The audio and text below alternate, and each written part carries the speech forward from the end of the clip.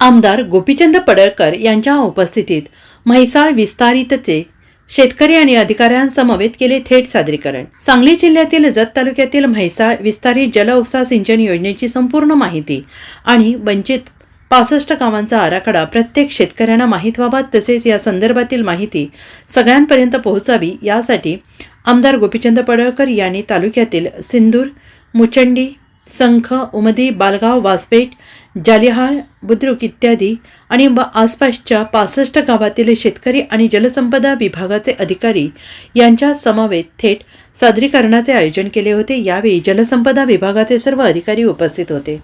पडळकर म्हणाले, म्हैसाळ विस्तारितची पाईपलाईन कोणत्या गावातून जाणार आहे याबाबत शेतकऱ्यांसह नागरिकांमध्ये अनेक प्रश्न आहेत आणि ते सोडवण्यासाठी आजच्या बैठकीचं आयोजन केलं आहे। डिसेंबर अखेरपर्यंत येळदरीपर्यंत म्हैसाळ विस्तारितचे पाणी आणण्याचा अधिकाऱ्यांचा मानस आहे आणि ते पूर्ण करतील अशी माझी अपेक्षा आहे। यावेळी प्रत्येक गावातील नागरिकांना बोलण्यासाठी संधी देण्यात आली। शेतकऱ्यांच्या प्रत्येक अडचणींचे निरसन अधिकाऱ्यांमार्फत करण्यात आले। नको म्हणाले, खाली साहेब स्वतः म्हणाले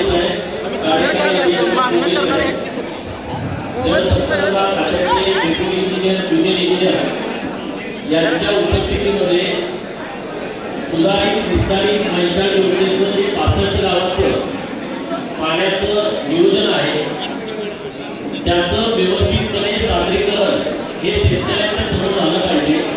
शेतकऱ्यांना याविषयीची सविस्तर माहिती असली पाहिजे, म्हणून 7 ठिकाणी 65 गावाच्या बैठका आज आयोजित केलेल्या आहेत।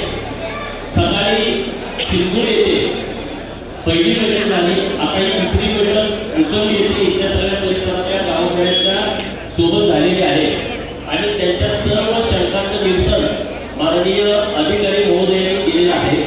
तरी सुद्धा त्यांना काही डाऊट असतील तर त्यांच्या गावामध्ये ज्युनियर इंजिनियर साहेब हे त्या गावाला वेळ, दिनांक, वार सांगून त्या गावामध्ये जातील आणि त्यांच्या शंकांचं निरसन करतील। आता बैठकीमध्ये सर्व शेतकऱ्यांच्या शंकांचं समाधान झालेलं आहे आणि आणखी काही त्यांना डाऊट असतील तर त्यांनी अधिकारी महोदयांशी संपर्क साधावा, माझ्याशी संपर्क साधावा। आम्ही सर्व शेतकऱ्यांना म्हैसाळचं पाणी कसं जाईल अशा सगळ्या प्रयत्नात आहोत। 1.5 TMC पाणी हे डायरेक्ट तलाव भरण्यासाठी आहे। छोटे मोठे सासे तलाव या सगळ्या योजनेअंतर्गत येत आहेत आणि राहिलेले जे ओढापात्रावरती जे तलाव आहेत, जे छोटे छोटे बंधारे आहेत, नाला बिल्डिंग आहे, त्या सर्व भरण्यासाठी 3.5 TMC पाणी आरक्षित केलेलं आहे। हा पहिला प्रकल्प असा आहे की थेट तलावांसाठी 1.5 TMC पाणी हे जलसंपदा खात्याने आरक्षित केलेलं आहे। त्यामुळं कुणालाही कसली शंका असली तरी तुम्ही आमच्याशी संपर्क करा। सर्व क्षेत्र उन्निताखाली कसं येईल अशा पद्धतीचा प्रयत्न हा जलसंपदा विभागाचा आहे। आपण सर्वजण अधिकारी महोदयांना सहकार्य करू, ते खूप चांगल्या पद्धतीने काम करत आहेत। आम्ही त्यांच्या सोबत आहोत, शेतकऱ्यांच्या पण सोबत आहोत। Bureau report SBN Marathi, Sangli.